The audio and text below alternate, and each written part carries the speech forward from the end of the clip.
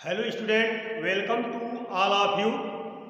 आज हम कक्षा 9th का जीव विज्ञान पढ़ेंगे। चैप्टर का नाम होगा जीवन की मौलिक इकाई। इसके अंतर्गत हमारा टॉपिक होगा कोशिका की खोज एवं कोशिका की संरचना, discovery of cells and structure of cell. हम जानते हैं कि कोशिका शब्द की उत्पत्ति लैटिन भाषा के सेलुला शब्द से हुई। सेलुला का अर्थ होता है छोटी सी कोठरी। अर्थात जब रॉबर्ट हुक प्रयोगशाला में प्रयोग कर रहे थे तो उस समय उन्होंने माइक्रोस्कोप की सहायता से एक छोटे से कार के सेक्शन का अध्ययन किया और सेक्शन में उन्होंने देखा कि मधुमक्खी के छाते के समान छोटी छोटी असंख्य कोठरियाँ दिखाई देती है। प्रत्येक छोटी छोटी कोठरियों को उन्होंने सेल कहा। जो है तो सेल जो है किसी भी जीव की सबसे छोटी एवं संरचनात्मक इकाई है। तो इस तरह से हम जानते हैं कि कोशिका की खोज करने वाले वैज्ञानिक रॉबर्ट हुक थे और रॉबर्ट हुक जो है इस कोशिका की खोज जो है 1665 ईस्वी में की थी। 1665 ईस्वी में। तो देखेंगे जब इनका माइक्रोस्कोपिक अध्ययन किया गया तो कोशिका के विभिन्न पार्ट दिखाई दिए। सबसे बाहर की वाल को जो हम कहते हैं जो है प्राइमरी सेल वाल, यानी प्राथमिक कोशिका भित्ति। प्राथमिक कोशिका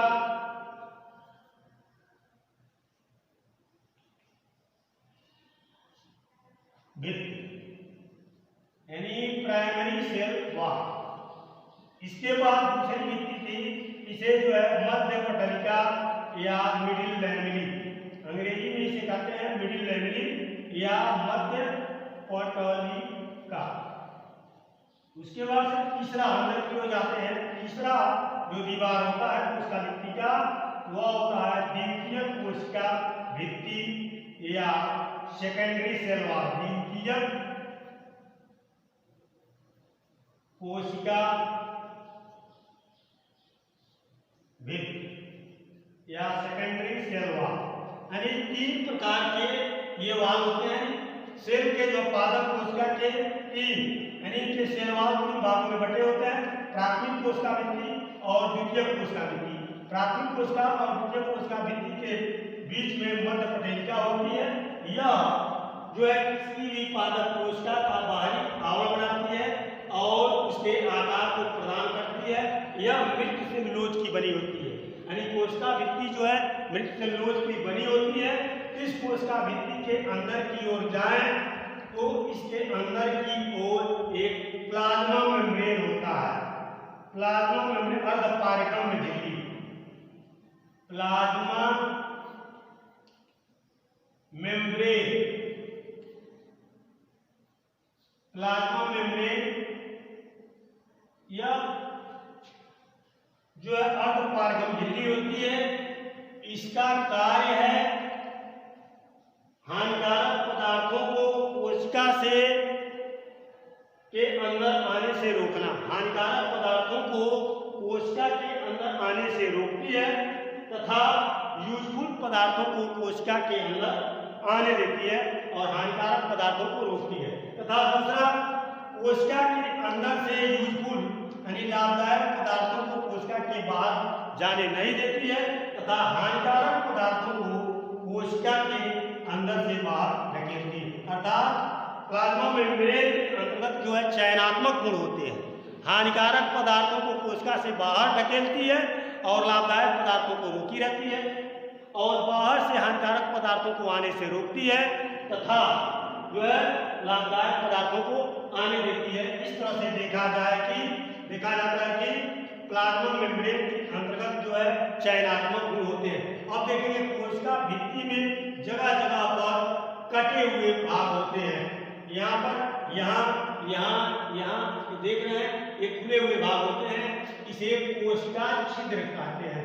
इसे कहते हैं कोशिका छिद्र, सेल पोर। अब ये प्लाज्मा में मेरी जो पतली सी झिल्ली होती है जिसके अंदर चयनात्मक गुण होते हैं, तो हानिकारक पदार्थों को जब धकेलती है तो यह क्षण करके इन्हीं पोर्स के रास्ते से बाहर आते हैं और अंदर की ओर जाते हैं। इस कोशिका में जो कोशिका द्रव्य होता है, कोशिका द्रव्य में अनेक जो है गोलाकार, अंडाकार, अनियमित आकार के यानी छड़ा आकार के अनेक प्रकार की संरचनाएं दिखाई देती है। उन संरचनाओं को ही कोशिकांग कहते हैं। और कोशिकांगों में देखा जाए तो इसमें कोशिका के अंदर सबसे बड़ा पार्ट जो होता है उसे कहते हैं खाद्य रिक्तिका। इसे कहते हैं खाद्य रिक्तिका और यह सबसे पादप कोशिका में बहुत बड़ा भाग होता है खाद्य रिक्तिका का। तो ये है खाद्य रिक्तिका, वैक्यूल्स कहते हैं खाद्य रिक्तिका। खाद्य रिक्तिका इसे कहते हैं। इसके बाद से आता है यहाँ पर देखिए सबसे मध्य की ओर ये जो संरचनाएं दिखाई देती है ये न्यूक्लियस कहते हैं, यानी केंद्रक। केंद्रक जो है किसी भी कोशिका का सबसे प्रमुख भाग होता है केंद्रक, जिसे अंग्रेजी में न्यूक्लियस कहते हैं। यह दोहरे आवरण द्वारा घिरा रहता है। यह दोहरे तो पहले यह बाहर की तरफ जो आवरण होता है इसे जो है न्यूक्लियर मेम्ब्रेन या इसे कहते हैं केंद्रक कला। इसे कहते हैं केंद्रक कला और ये हमारा केंद्रक है न्यूक्लियस। केंद्रक कला भी जगह जगह कटे होते हैं, छिद्र होते हैं, इसे केंद्रक छिद्र कहते हैं। इसे केंद्रक छिद्र कहते हैं। केंद्रक के अंदर केंद्रक द्रव भरे होते हैं। केंद्रक द्रव में धागे सदृश संरचनाएं दिखाई देती है। उन धागे सदृश संरचनाओं को क्रोमैटिन धागा कहते हैं। क्रोमैटिन 3 या क्रोमैटिन धागा कहते हैं। क्रोमैटिन 3 या क्रोमैटिन धागा। कोशिका विभाजन के समय जो है क्रोमैटिन धागा जो है कुंडलित होकर के जो है संरचना बनाता है, कुंडलित हो जाता है, सिकुड़ करके कुंडलित होकर के पेयर्स की संरचना बनाता है, जिसे कहते हैं क्रोमोसोम्स या गुणसूत्र। तो केंद्रक में गुणसूत्र ये संरचना बनाते हैं। केंद्रक के अंदर भी संरचनाएं केंद्रक के जैसे संरचनाएं पाई जाती है। केंद्रक के जैसे ही बीचों बीच में या किनारों पर इसे जो कहते हैं हम केंद्रिका कहते हैं। केंद्रिका, इसे केंद्रिका कहते हैं। और केंद्रक की खोज जो है रॉबर्ट ब्राउन ने 1831 ईस्वी में केंद्रक की खोज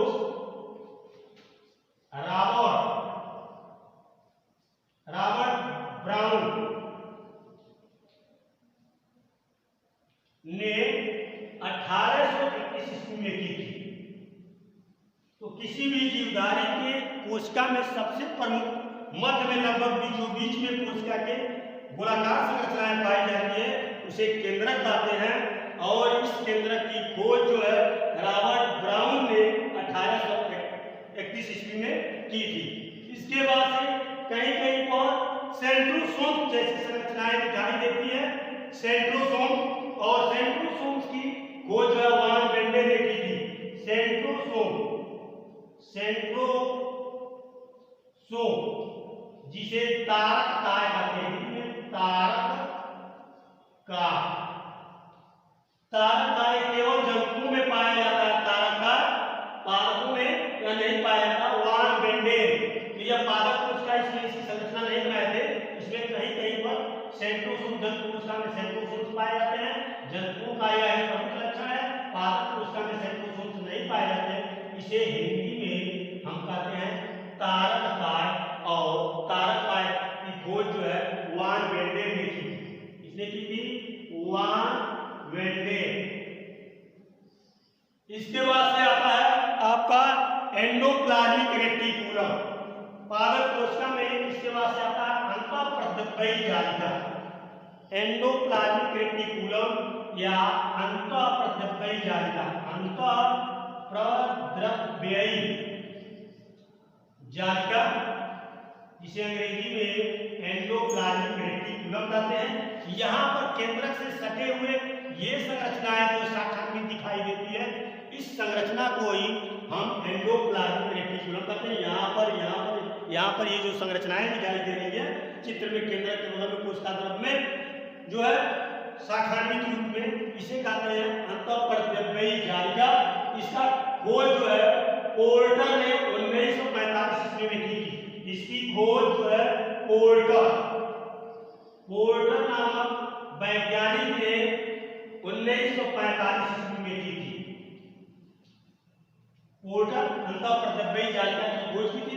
उसके बाद से आता है लाइसोसोम। इसके पहले हमने सेंट्रोसोम पाया, उसके बाद से आता है लाइसोसोम। लाइसोसोम को हिंदी में लयन काय कहते हैं। लयन काय या लाइसोसोम,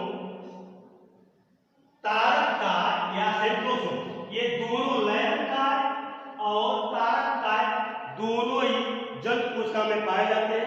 ये पादप कोशिका में नहीं पाए जाते। तो पादप कोशिका तथा जंतु कोशिका में जो है लक्षण में अगर हम अंतर लिखें तो लिख सकते हैं कि पादप कोशिका में जो है तारक काय और जो है लयन काय नहीं पाए जाते हैं। और इस लयन काय या लाइसोसोम की खोज जो है डी ड्यूबे ने जो है 1955 ईस्वी में दी थी। 1955 ईस्वी में लयन काय को कोशिका का आत्महत्या थैलेमी कहते हैं। इसे जो है आत्महत्या, लयन काय को कोशिका का आत्महत्या थैलेमी कहते हैं। इसके अतिरिक्त कोशिका में अनेक प्रकार के कोशिकाएं पाए जाते हैं। उन कोशिकाओं में सबसे पहले देखेंगे माइटोकॉन्ड्रिया आती है।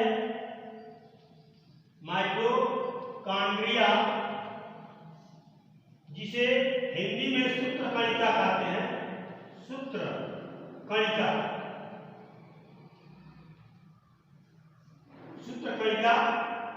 माइटोकॉन्ड्रिया का सर्वप्रथम बेंडा नामक वैज्ञानिक ने किया था, लेकिन इसकी खोजकर्ता का नाम माइटोकॉन्ड्रिया का जो है अल्टमान 1900 ईस्वी में की थी।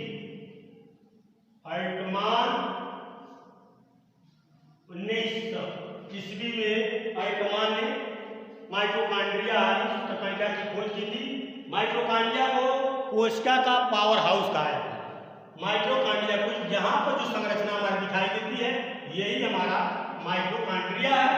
जगह जगह पर इसे कोशिका का पावर हाउस कहते हैं, अर्थात विद्युत गृह कहते हैं। और ये पूरे कोशिका में जो है ऊर्जा संचालित करती है। और एक संरचना और माइटोकॉन्ड्रिया से मिलती जुलती कहीं कहीं पर ये संरचनाएं दिखाई देती है। इस संरचना को कहते हैं लवक, प्लास्टिक लवक होता है। लवक भी पादप कोशिका का एक प्रमुख भाग है।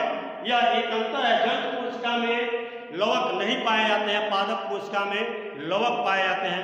और लवक जो है पौधों में 3 प्रकार के होते हैं, जिसे हम कहते हैं क्लोरोप्लास्ट, क्रोमोप्लास्ट और ल्यूकोप्लास्ट।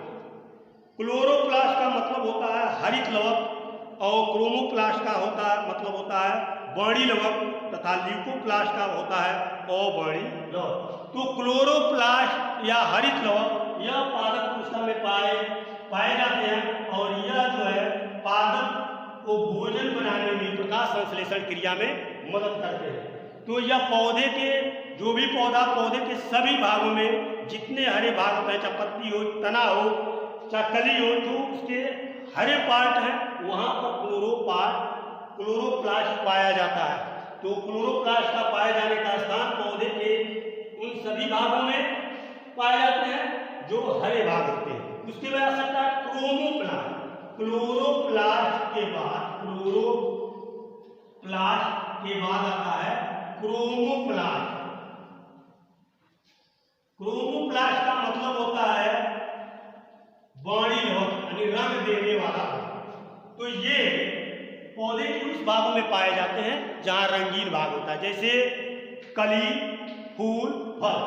कली, फूल, फल में ये जो है क्रोमोप्लास्ट पाए जाते हैं, यानी रंग प्रदान करते हैं, इसलिए इसे वाणी लवक भी कहते हैं और इसे हरित लवक कहते हैं। और इसके बाद से आता तीसरा ल्यूकोप्लास्ट।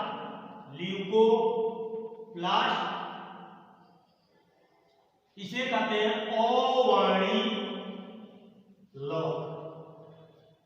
अवाणी लवक पौधे के उन भागों में पाए जाते हैं जहां पर सूरज का प्रकाश नहीं पहुंचता है, अर्थात अवाणी लवक अधिकतर जो है ये पाए जाते हैं जहां पर फूड स्टोरेज होते हैं, अर्थात पौधों के जड़ों में पाए जाते हैं। तो पौधों के जड़ों में जो है सूरज का प्रकाश नहीं पहुंच पाता है, तो वहां पर जो है ल्यूकोप्लास्ट पाए जाते हैं।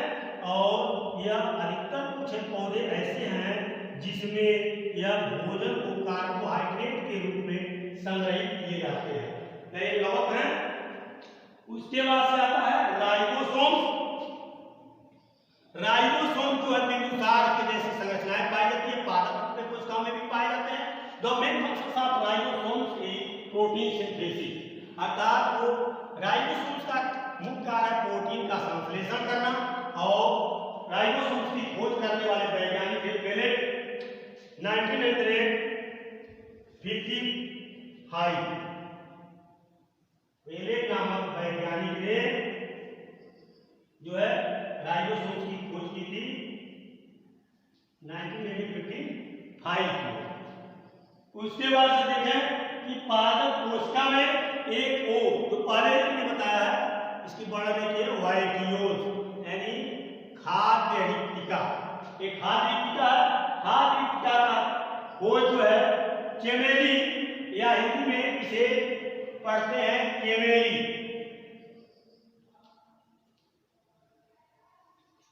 केमेली जो है गाली,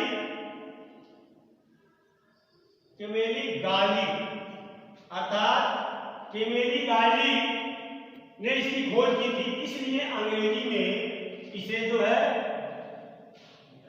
गालिका, ये नहीं, ये खाद्य का है। यहां पर गाली बाड़ी का फिगर यहां दिखाया है, गाली बाड़ी। तो गाली बाड़ी की खोज करने वैज्ञानिक थे, ये थे केमेली गाली। केमेली गाली ने गाली बाड़ी का खोज किया था।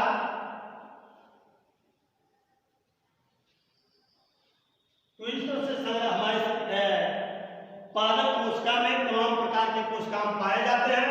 ये है खाद्य रिक्तिका वैटियोज, यह है लवक जिसे प्लास्टिक कहते हैं, यह माइटोकॉन्ड्रिया जिसे कणिका कहते हैं, यह है केंद्रक जिसे न्यूक्लियस कहते हैं, एक केंद्रिका जिसे न्यूक्लियोलस कहते हैं, यह है गाली बाड़ी या गाली आपरेटस, यह है ग्रेन्यूल्स, यह है एंडोप्लाज्मिक रेटिकुलम और यह है राइबोसोम। तो इस तरह से पादप कोशिका में अनेक प्रकार की संरचनाएं पाई जाती है।